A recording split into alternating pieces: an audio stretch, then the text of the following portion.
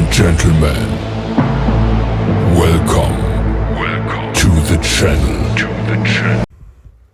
हाय public, नमस्कार. तुमचं स्वागत आहे आपल्या बॅचलर कुकिंग ब्लॉगमध्ये.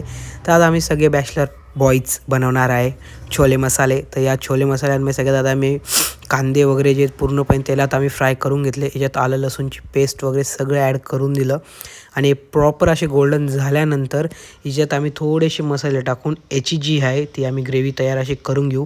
याच जागी आम्ही टमाटे वगैरे सगळं घेतलेलं आहे.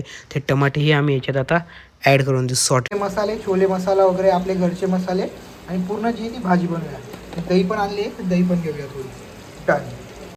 आमचे किती शेट कांदा फ्राय करताना पूर्ण टोटल गोल्डन असा आपण आज पूर्ण कांदा होऊ देऊ पूर्ण गोल्डन. फ्रेशर माणूस आहे, इथे एक्सपिरियन्स आहे. नऊ शिकाऊ त्याला शिकत आहे, केटी चालू आहे त्यांची आता ट्रेनिंग. आता आम्ही त्याच्यात इन्क्लूड केले टमाटे. आता पूर्णपणे त्यांना दोघींना प्रॉपर फ्राय होऊ देऊ आणि त्यानंतर याचं काय करणार आहे ते आमचं सस्पेन्स व्हिडिओमध्ये तुम्ही बघा फक्त. चालेल. तर आपण आता याच्यात टाकूया चटणी. आपण टाकूया याच्यात तीन चमची चटणी, कारण की आम्ही आहे 5-6 जण त्यानंतर मिक्स करून घेतो.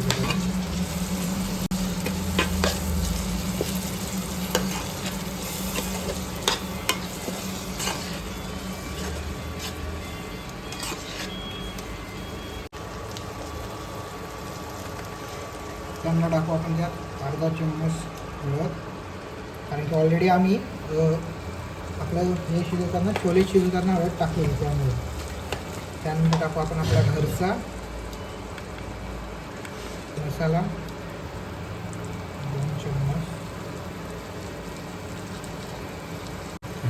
चटणीच्या निम्मे काळा मसाला घेतला घरचा. आणि आपण ॲड करणार आहे याच्यात सगळ्यात स्पेशल आपला सुहाना छोले मसाला.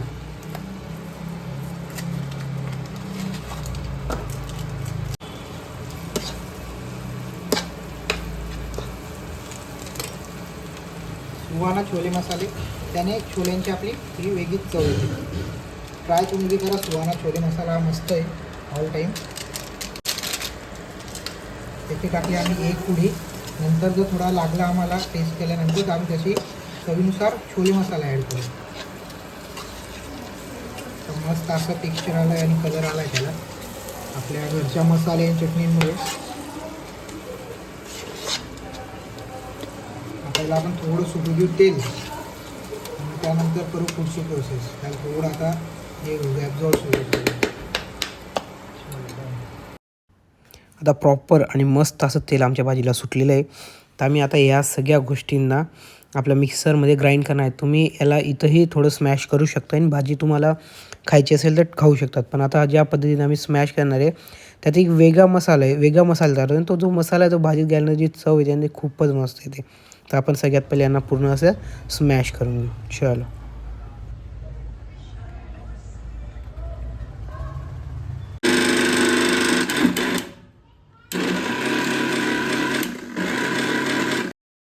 हे बघा, आता आपला पूर्ण असा मसाला रेडी झाला आहे. आता याला आपण थोडासा देऊ नॉर्मल आपला जिऱ्याचा तडका आणि तो छोले वगैरे आपले पूर्णपणे प्रॉपर शिजून झाले. तर आता यांना तो तडका दिल्यानंतर हे जे छोले ते आपण त्याच्यात टाकू आणि टोटल असे मिक्स करू आणि जी मस्त आपली भाजी बनेल ना ती तुमच्यासमोर आपण दाखवूया. चलो लेट्स गो.